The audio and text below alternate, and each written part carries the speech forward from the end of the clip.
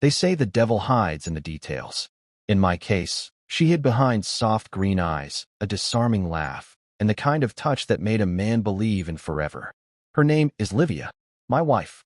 Or rather, the woman I thought was my wife.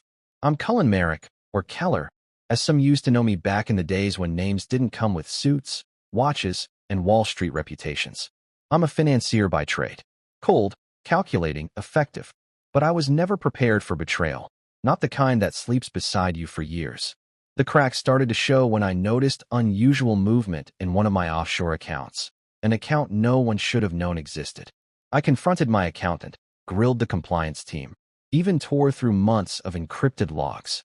The tampering was precise, professional. Then came the second hit. A late-night SEC inquiry, completely unannounced, tied to a bogus tip about insider trading, with evidence. Not real evidence, but doctored well enough to make me look like a criminal. My firm froze my access. My partners distanced themselves, and the media circled like vultures. I knew then, this wasn't coincidence. So I did what I was trained to do in the Army, and later, on Wall Street. I didn't panic. I investigated. And that's when I found the first rotten thread, a string of encrypted messages between Livia and Cashin Thorne, her ex-boyfriend, and my supposed friend. The content? Rem says Cullen won't see it coming. Cass will be set once the last transfer clears. Make sure the fake compliance trail holds. I can't wait to watch him fall. Slowly, my hands trembled, not because of the betrayal, but because I realized I had been a pawn all along, and the Darrows were playing chess with my life. But they made one mistake. They forgot who I was before I became Cullen Merrick. They forgot Keller, the boy with no family, no legacy, and nothing left to lose, because of Remington Darrow. They took everything. Now I'll take it all back, and more. I didn't sleep that night. I just sat in my study, rereading the messages between Livia and Cashin. My entire marriage, 8 years, unraveled in a matter of minutes. Every, "I love you." Every late night she said she was working late. Every touch felt like a performance now. I kept thinking back to the day we met. She was magnetic, warm, charming, sophisticated. She knew exactly how to disarm a man like me. Of course she did.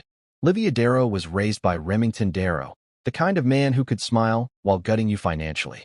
The man who once stood in a courtroom and called my father a fraud before stripping my family of everything. They said my parents' deaths were an accident, a car crash caused by stress and poor decisions after the scandal. But I always had doubts. I just never had proof. Until now. My old identity, Keller, was buried for a reason. No one in the financial world knew I came from ruin, that I had clawed my way out of foster care with nothing but grit, discipline, and a gift for numbers. When I enlisted at 17, it was to escape the system. When I left the Army, I disappeared, legally and digitally, and re-emerged as Cullen Merrick, a man with no visible past. But the past never forgets. And I knew exactly who to call. Theo Russell. We served together overseas. He was our cyber guy, the quiet one, who could hack a drone mid-flight while sipping instant coffee. We hadn't spoken in years, but when I texted him one word, activate, I got a response in 12 minutes. You ready for this? I was. Because this wasn't just about Livia. This was about revenge. Cold, clean, methodical. Remington Darrow tried to erase my family. Now I'll erase his legacy. Step 1. Get back everything they stole from me. Step 2. Expose them. Step 3. Make sure they never recover. But as I pulled up the next message from Theo, a decrypted call log from Livia's burner phone, one name stopped me cold. Braxton Whitley. I hadn't heard that name in over a decade. And if he was involved, this conspiracy was bigger than I ever imagined. I stared at the screen like it might change. Braxton Whitley. A name that didn't belong in any casual conversation, let alone my wife's burner phone logs. Back in my Keller days, Whitley was the kind of ghost that even the shadows avoided. He wasn't just powerful, he was untouchable. BlackRock ties, arm's length from DC funding. His fingerprints were on regimes, collapses, and bailouts. Then one day, poof, he vanished after an investigation into something so classified the agents questioning him wore IDs that didn't match any government registry. And now, his number showed up twice, both times on nights Livia claimed she was at a spa retreat. Theo pinged me again, this time with GPS pulls from the burner's background data. Livia hadn't gone to any retreat. She'd been at Whitley Holdings in Midtown. I clenched my jaw. If Braxton was backing Remington, or worse, pulling his strings. This was no longer about family wealth or betrayal. This was a machine, a generational empire, working in the dark. And I'd just become a threat to it. So I moved quickly. I transferred the remainder of my liquid assets into a chain of shell core Theo had built back when we were playing what-ifs over beers. We always joked about it like a game, hide and seek for millionaires. Now it was survival.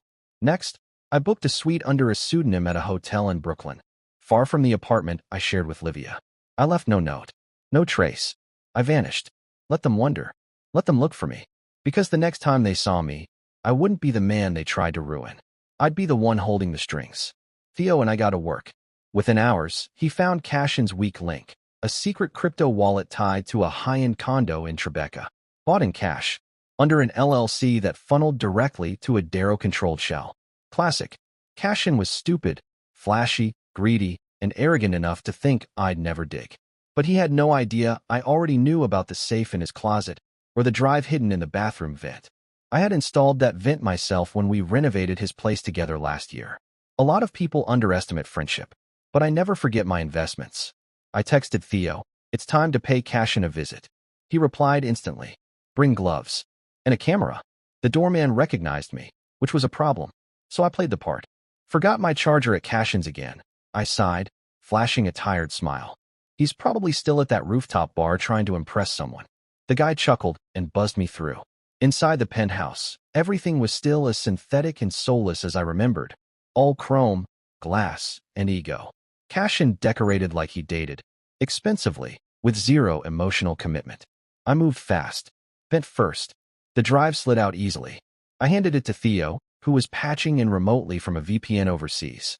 Then I pried open the wall safe behind the framed art of some distorted NFT garbage. Inside was the jackpot. A flash drive, 3 fake passports, and a thick envelope of cash tied with a red silk ribbon, labeled Emergency Exit Plan. Cute. I plugged the flash into my laptop. Password protected, but not for long. Theo cracked it before I even finished brewing a cup of Cashin's overpriced single-origin coffee. The contents? Hundreds of PDFs, spreadsheets, and voice memos.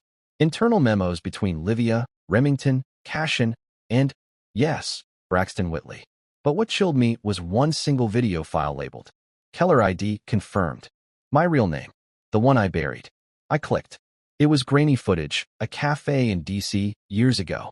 I was sitting across from a man I barely remembered, a case officer from when I exited the army. We were discussing my new identity. The conversation was protected, private, and classified. Yet somehow, it had made its way into Darrow hands. Which meant only one thing. Someone inside the government, or tied to it, was feeding them intel. Theo called, voice tight. They weren't just trying to ruin you, man. They were planning to erase Cullen Merrick entirely and expose Keller as a fraud who built his empire off stolen clearance. They're trying to bury both names. I swallowed hard. This wasn't just financial warfare. It was character assassination, surgical, legal, and irreversible. Unless I moved first. Send me the cleanest clips, I said. Something damning. I want to send a message. Theo laughed darkly. You want loud or quiet? Quiet, I said. Livia still thinks I'm running scared. Let her. A few hours later, Livia received an anonymous email with one clip attached. No text. Just the raw video of Cashin laughing, saying, Cullen's too in love to notice. He'll never know we've already sold his IPO rights to Braxton. I didn't include the rest. Let her stew on that. Let her wonder if I knew everything. Because I didn't yet. But I was getting close. The message landed at 2:14 a.m. From Livia. We need to talk. Please. No punctuation. No endearments. Just cold desperation, barely hidden under the pretense of concern. I didn't answer. Let her spiral. I spent the next 2 days working with Theo, reconstructing the financial web the Darrows had spun behind my back. It wasn't just a few offshore transfers or a rigged SEC complaint. This was systemic. Years of gradual moves, forged authorizations, insider transactions, fake subsidiaries. They had practically cloned my digital signature to sell off pieces of my own company.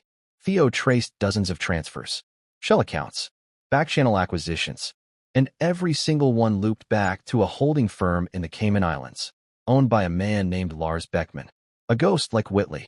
But here's the thing. Beckman was Whitley. Just another name. Another mask. Suddenly it all clicked. Remington Darrow wasn't in charge. He was just another puppet. The real architect was Whitley, orchestrating everything from above, like a patient spider. He had used the Darrows, just like they'd used me. But unlike them, Braxton wasn't driven by revenge or ego. He was building something bigger. But before I could take down Whitley, I needed to collapse the Darrow front. And I had the perfect pressure point. Remington's obsession, the Darrow Heritage Fund, a massive philanthropic trust he used to launder reputation, curry political favor, and bury taxable income. One anonymous tip to a certain reporter I knew, paired with a few carefully timed document leaks, and the headlines exploded. Darrow Family Fund under federal review for fraudulent charity scheme. Insider claims Darrow trust tied to undisclosed foreign investments. I watched the fallout from a hotel balcony with my laptop open and whiskey in hand. Remington's smug face was plastered all over the screen, his eyes hollow in every news clip. Then Livia called. Again. This time, she left a voicemail. Cullen, or Keller, whatever name you're hiding under now, I know you're behind this. You don't understand what you're playing with. You think this is about us. It's not. You're waking up forces you can't control. I smiled. Because she had finally admitted two things. She knew I was Keller. She was scared. I turned off the phone and looked up at the skyline. Let them scramble. Let them run to Whitley for help. Because soon, he'd be next. 3 days after the Heritage Fund scandal hit the airwaves, Remington Darrow did what no one had seen in decades. He disappeared from the public eye. No press conferences. No legal threats. No arrogant denials. Just silence. That told me everything I needed to know. He wasn't in damage control mode. He was in survival mode. Theo had eyes on Darrow's inner circle, private flights, encrypted emails, even his discreet visits to a crumbling lawyer known for handling dirty exits. The man was preparing for collapse. But it wasn't enough. I needed him to suffer. Not just financially. Socially. Politically. Personally. Theo slipped a Trojan into the Darrow family server. Within hours, I had everything.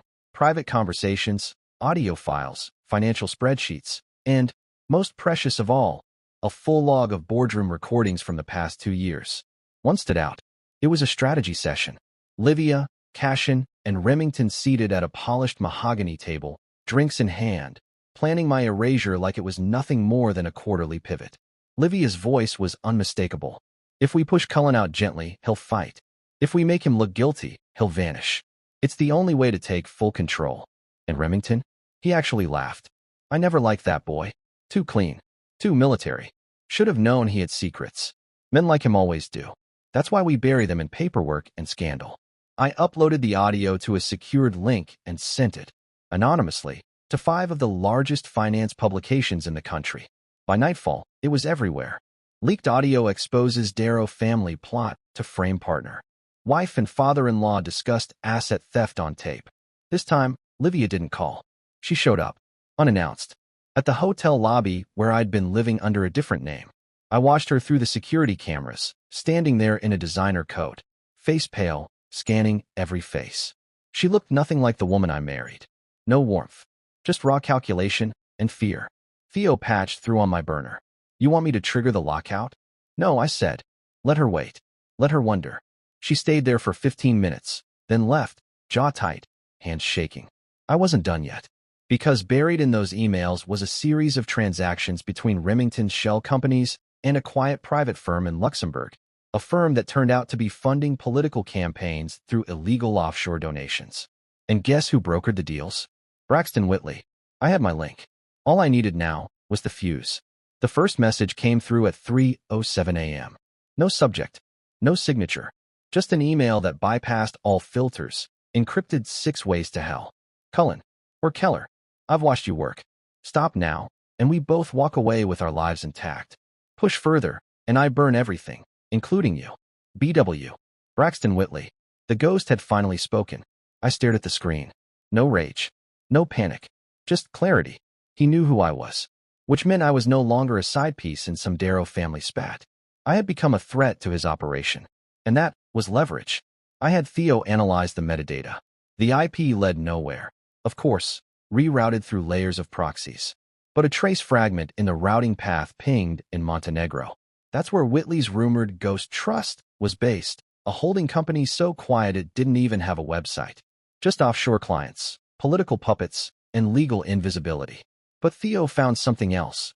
A backdoor left open in the firm's internal VPN. Sloppy. Rushed. Someone in Whitley's empire had panicked. That gave us access. Within hours, we had internal files, transaction lists, video calls, and something we never expected. A dossier on me, updated weekly, complete with psychological profiling, movement patterns, asset maps, and an early childhood file. I froze. My mother's death certificate. My father's dishonorable discharge papers, forged. Photos from the night they died. The crash wasn't an accident. Whitley had orchestrated it. Or at the very least, cleaned it up. Why? Because my father had tried to expose a defense contract scam that Remington Darrow and Braxton Whitley were running. And now I was a grown man, walking that same wire. My heart pounded. My hands shook. It wasn't just about revenge anymore. This was inherited war. Theo was dead silent on the other end of the line. Then he said, "We leak this, and the whole system shakes." "You sure?" "No," I replied quietly. "But I'm doing it anyway." Because somewhere out there, Whitley had buried dozens like me. Victims. Pawns. Forgotten names with ruined lives. And I wouldn't stop now, even if it cost me everything. I didn't go public. Not yet. Because if I wanted to destroy Braxton Whitley, I had to be precise. Calculated. This wasn't a Hollywood takedown. It had to be legal enough for headlines, dirty enough for blackmail, and public enough that no one could make me disappear quietly. So I went for the one thing men like Whitley feared more than jail: exposure. Theo and I split our strategy. He dug deeper into Whitley's financial threads, tracing connections to a secretive fund operating under the guise of post-war reconstruction aid. The reality? A slush fund fueling election manipulation in 3 countries, with falsified contracts signed by ghost entities, all tied back to Whitley's Beckman Trust. Meanwhile, I targeted Remington. I knew where he'd be. Once a week, every Thursday, like clockwork, he went to his tailor, some relic of an old Savile Row apprentice now nestled into a quiet corner of Manhattan. I waited across the street in a car with tinted windows.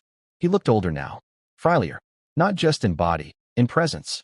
For the first time, I saw the weight of crumbling power hanging off his shoulders. I followed him when he left. No security. Not anymore. I walked beside him on the sidewalk like a stranger. "Beautiful afternoon," I said without looking at him. His spine stiffened. He didn't say my name, didn't acknowledge me, but his pace faltered. "You always said control was everything," I murmured. "How does it feel to lose it?" Still silence. But his hand trembled.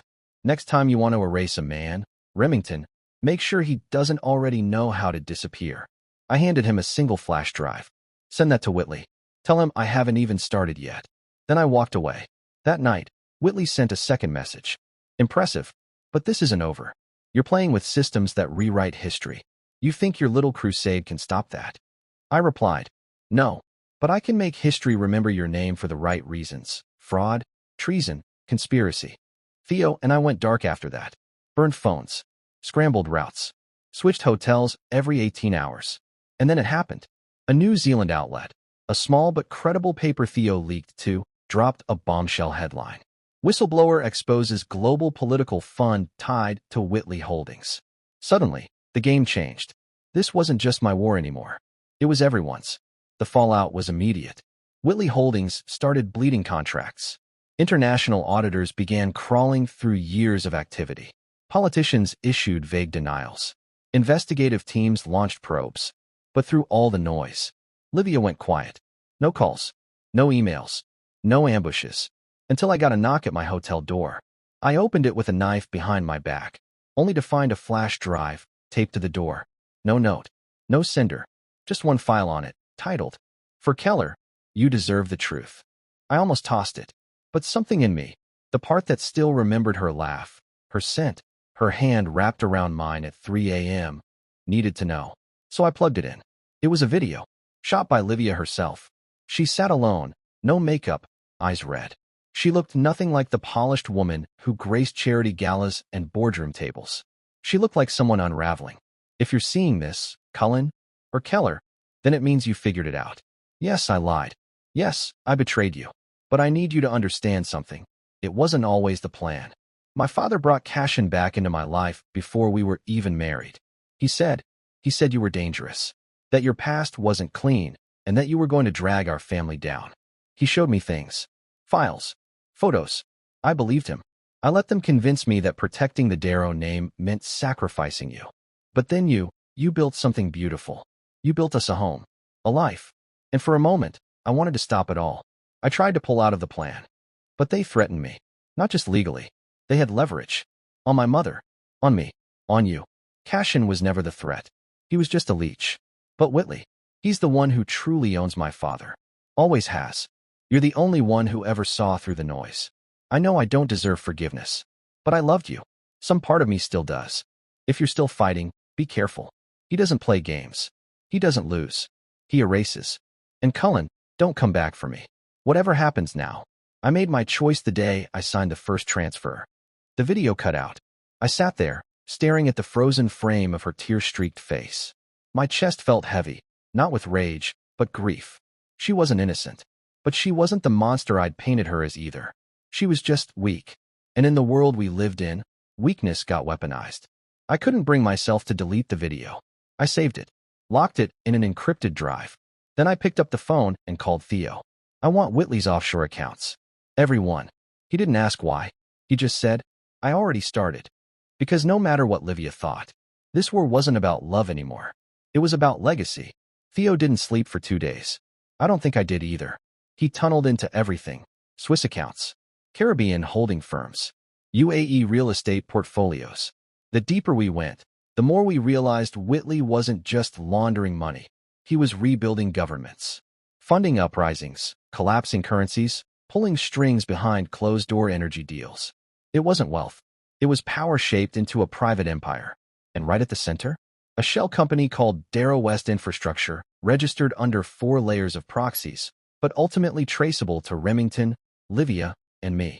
They were using my name, my equity, my digital signature, to help Whitley destabilize regions through reconstruction contracts. If the feds got wind of this, I wouldn't just lose my reputation. I'd lose my freedom. Theo's voice cut through the static of my panic. We flip it. What?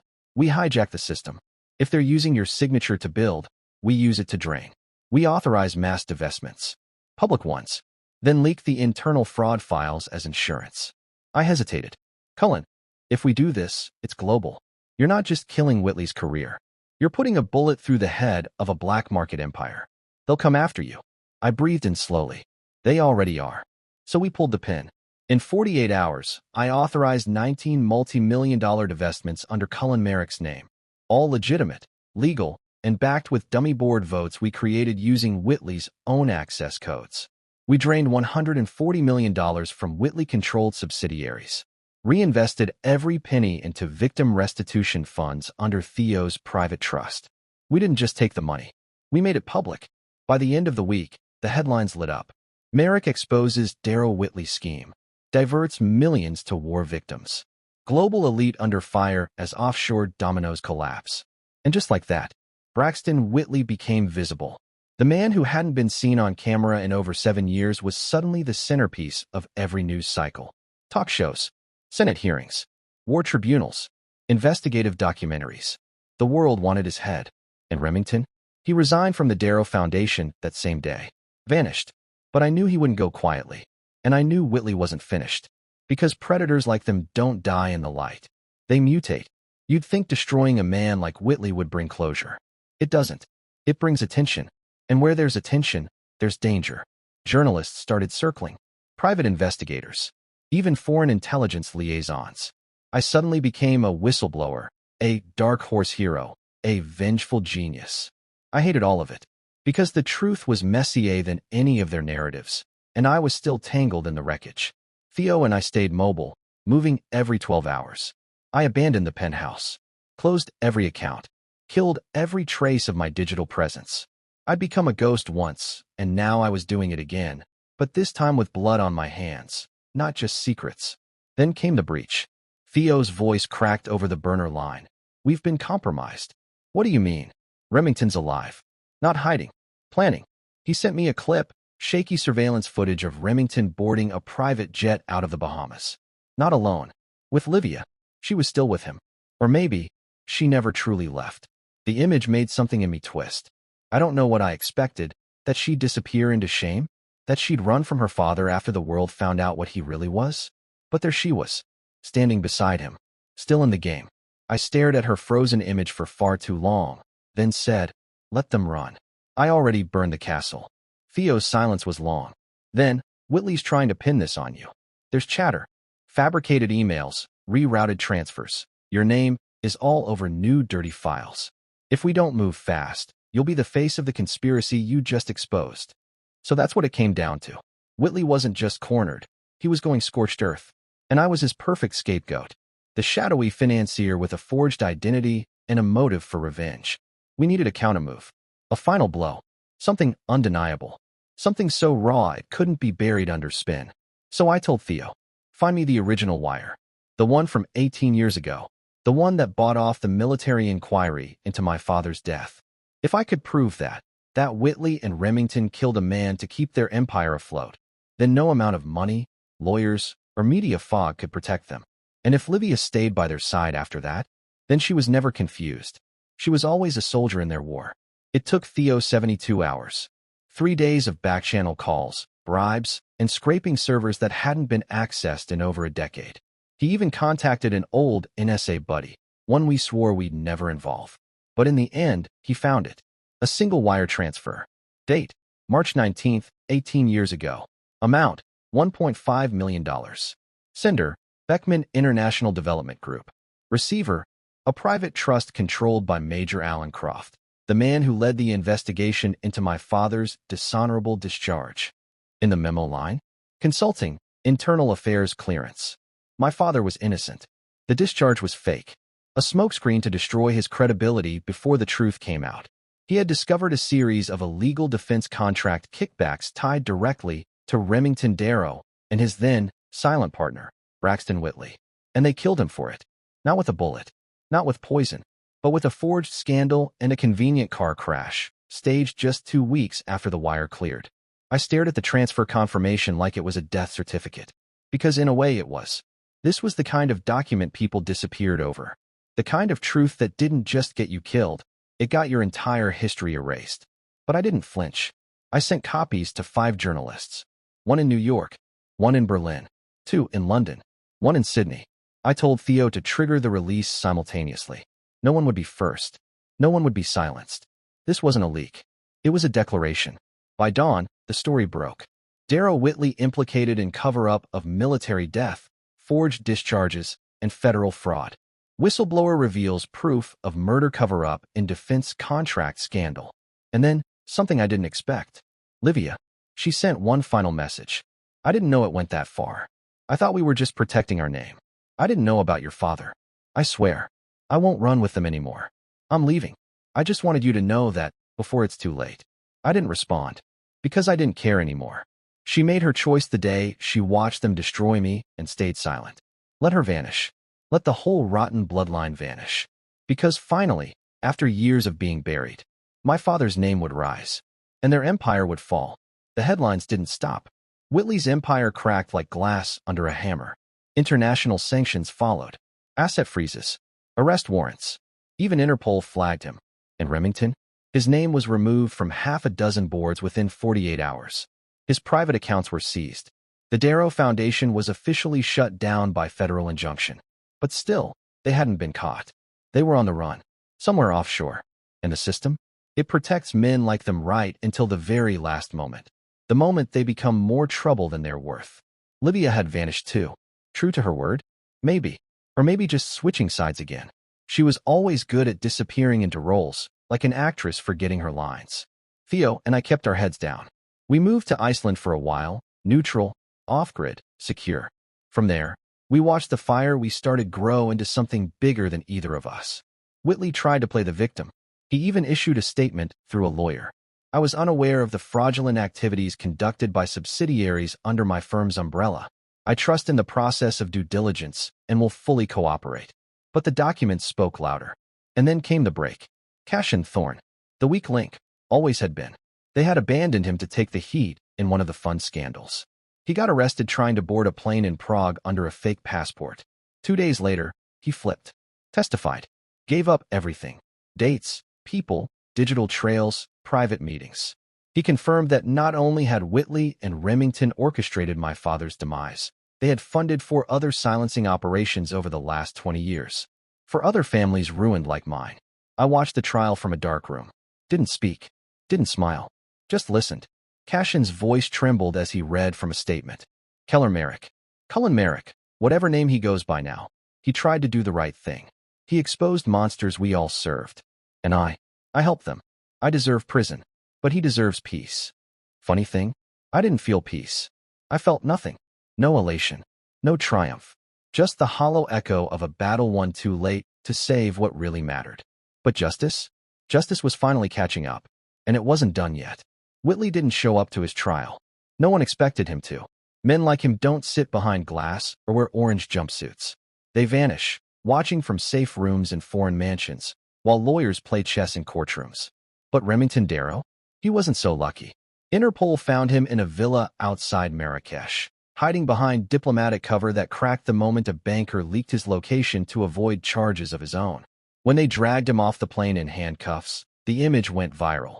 One of America's most respected philanthropists looking like a ghost, thinner, defeated, and finally unmasked. He was flown back under heavy guard. And that's when they called me. The Justice Department. They wanted my statement. On record. On camera. I refused. Not because I was afraid, but because I didn't want to be part of their cleanup show. I wasn't their hero. I wasn't some poster boy for corporate justice. I was a man who had been used, betrayed, and broken, and who chose vengeance when the world gave him no other option. So I gave them one thing. The file on the 5th victim. A man named Omar Khatri. A systems analyst who tried to leak Whitley's military contracts to the press in 2009 before he fell from a parking garage. They had erased him completely. But I found him. Or rather, Theo did. Alive. In hiding. Living under a false name in rural Greece. Working as a mechanic. I flew out to see him. He looked like someone who had made peace with a quiet, anonymous life. When I told him who I was, he didn't flinch. Just nodded once. You came for war, he said. I nodded back. And you? I came for silence. We shook hands. No long conversation. No dramatics. Just a mutual understanding between 2 ghosts who survived the same fire. I left the full story of his disappearance with the DOJ. It became the final nail in Whitley's public coffin. Pressure mounted. Countries revoked his protections. Banks blacklisted him. Assets vanished. Bounties rose. And finally, a week later, the world learned what I already suspected. Whitley was dead. Private jet. Storm. Mechanical failure. No survivors. Officially, it was ruled an accident. But people like him don't die by accident. Not unless someone makes it happen. Whether it was revenge or cleanup, we'll never know. But I didn't care. The king was gone. The tower had fallen. And I was still standing. After Whitley's death, the world moved on faster than I expected. Headlines quieted. Financial markets stabilized. Governments issued stern, forgettable statements. Remington Darrow's trial dragged on, procedural, soulless. Eventually, he was sentenced to 14 years without parole. Not enough, but enough for me to stop watching. Theo returned to London. He offered me a stake in a new cybersecurity firm, small, legal, clean. But I declined. I wasn't ready to build anything. Not yet. Not after everything I'd burned. I flew back to New York. Not as Cullen Merrick. Not as Keller. Just a man with a backpack and no home. The penthouse had long been seized. My accounts, stripped bare and repurposed. I walked the same streets I used to conquer in tailored suits and $1,000 shoes, now in jeans and a hoodie. And nobody recognized me. That was the strangest part. I passed people who once begged for meetings. Lawyers who feared my calls. Analysts who mimicked my strategies. And I was invisible. I wandered the city for weeks. Lived out of motels. No goals. No grand plans. Until one night, I found myself outside a battered brownstone in Brooklyn. It was a shelter. The kind my mother once volunteered in, before her life was shattered by men like Remington and Whitley. I walked in. A volunteer glanced up. Looking for a bed. No, I said. Looking to help. She blinked. You a social worker? No, I replied. Just a man who used to protect the wrong people. She tilted her head. You have any experience? I paused. Financial reconstruction. Asset recovery. Fraud detection. Tactical logistics. And knowing when a system is rigged. She smiled faintly. You might actually be perfect. And just like that, I found something I hadn't expected. Not forgiveness. Not peace. But purpose. I started advising victims. People crushed by debt traps, corporate scams, institutional neglect. I taught them how to rebuild what was stolen, how to hide what couldn't be protected, how to fight without becoming monsters. Because I knew that path all too well. And one morning, as I handed a young single mother a list of steps to freeze her ex's unlawful withdrawals, she looked at me and whispered, "Thank you, Mr. Merrick." And I realized I hadn't heard that name in almost a year. It was spring when I saw her again. Livia. I was walking out of the shelter, coffee in hand, worn coat buttoned up against the wind, when I caught sight of her leaning against a parked car across the street. She looked human. Not flawless, not icy. Tired. Smaller than I remembered. No heels, no jewelry. Just a scarf, jeans, and eyes that had seen the same fire I'd crawled through. We didn't speak right away. Just stood there, the weight of years suspended between two breaths. "I didn't know where else to go," she finally said. "I didn't think you'd come at all," I replied. She nodded, slowly. "You destroyed everything." I took a long sip of coffee. "No, I just pulled the mask off it." Livia looked down, clutching something in her hand. A folded envelope. "This is everything I took. Everything I kept. Passwords, files, keys, proof that my father made me sign certain transfers under duress. I didn't reach for it. What do you want, Livia?" She paused. Her voice cracked. Not revenge. Not forgiveness either. Just truth. For once. The silence between us wasn't hostile. It was exhausted. She walked forward, held the envelope out to me. "I'm leaving the country. Starting over. No press. No memoir. No second chance. Just gone. But I couldn't leave without putting this in your hands." I took it. Not because I needed it. Theo and I had already torched what was left of their networks. But because something in me still needed to know whether she had ever, truly, loved me. "You knew about my father." She winced. "Not the whole truth. Not until the end. And by then, I didn't know how to come back from what I'd done." I nodded. "Neither did I." She hesitated, as if expecting something. Anger, gratitude, anything. I gave her none of it. "Goodbye, Livia." She swallowed hard, nodded, and turned without another word. And I stood there, holding the past in an envelope, wondering if closure ever really came. Because some ghosts don't want to be laid to rest. They just want to be remembered. After Livia disappeared for good, I opened the envelope. It wasn't just documents. It was a confession. Typed, signed, dated, written in the kind of plain language that made it clear she hadn't hired a lawyer. This was personal. Raw. She detailed everything. How Remington groomed her to be a weapon. How Whitley saw me as a threat the moment he realized Cullen Merrick had survived. How Cashin was never the mastermind, just a useful idiot with slick hair and flexible morals. And buried near the end, almost like an afterthought. "I didn't marry you for the plan. I married you despite it." I read that line 3 times. Then I shredded the entire thing. I didn't need her truth anymore. Because I finally understood mine. All my life, I'd been reacting. To loss, to betrayal, to injustice. Trying to rewrite the ending of a story I never asked to be part of. But somewhere in the rubble of Whitley's empire and the Darrow dynasty, I had found something rare. Stillness. Not peace. Not redemption. Just stillness. And in that space, I could finally breathe without waiting for the next strike. I kept working at the shelter. Started teaching financial literacy classes to teens aging out of foster care. Kids like I once was, who knew the system was rigged but didn't have the tools to fight back. I stayed off social media. Off-grid. I wasn't hiding. I was living. Some days, I woke up with a weight in my chest. Not guilt, not exactly. More like a shadow of what I used to carry. Other days, I felt proud. Quietly. Of what I'd stopped. Of what I'd chosen not to become. And every once in a while, a name from the old world would pop up in the news. An arrest, a quiet resignation, a sudden bankruptcy. The last tremors of the empire we'd shattered. And I'd just sip my coffee, nod to myself, and move on. Because vengeance had never been the end. It had only been the beginning of something I'd never known I needed. Freedom. There's a ledger I keep. Not in a vault. Not on a server. In my mind. A tally of what I've lost and what I've learned. On the lost side, my identity. My marriage. The illusion of safety. The life I once thought was success. On the other side, justice. Truth. A second chance. My name. Not Cullen Merrick. Not Keller. Just me. Some nights, I still walk the city. Hoodie up, hands in pockets, fading into crowds like I used to fade into boardrooms. Only now, no one's watching. And for the first time in a long time, that feels like power, not exile. The world has moved on. The Darrow name is dead in the water. Whitley, Erased. Remington rots in federal prison, and rumor has it, not even his guards speak to him unless necessary. Cashin's doing interviews now, playing whistleblower, trying to sell his guilt as redemption. I don't care. Let the world have its narratives. As for Livia, I never heard from her again. Part of me still wonders if she meant it, that final goodbye. If she ever found a life outside of shadows. But I don't look for her. I don't Google. I don't ask. Because forgiveness isn't something I owe her. And forgetting? That's a luxury I gave up long ago. But I did learn one thing, the final entry in my mental ledger.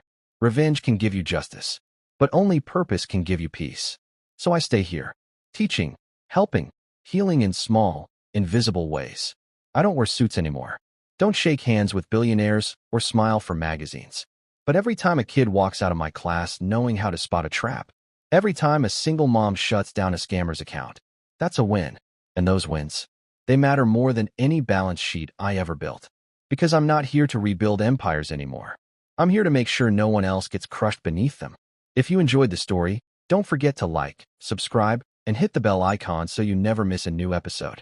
Your support means everything, and we've got even more wild stories coming soon.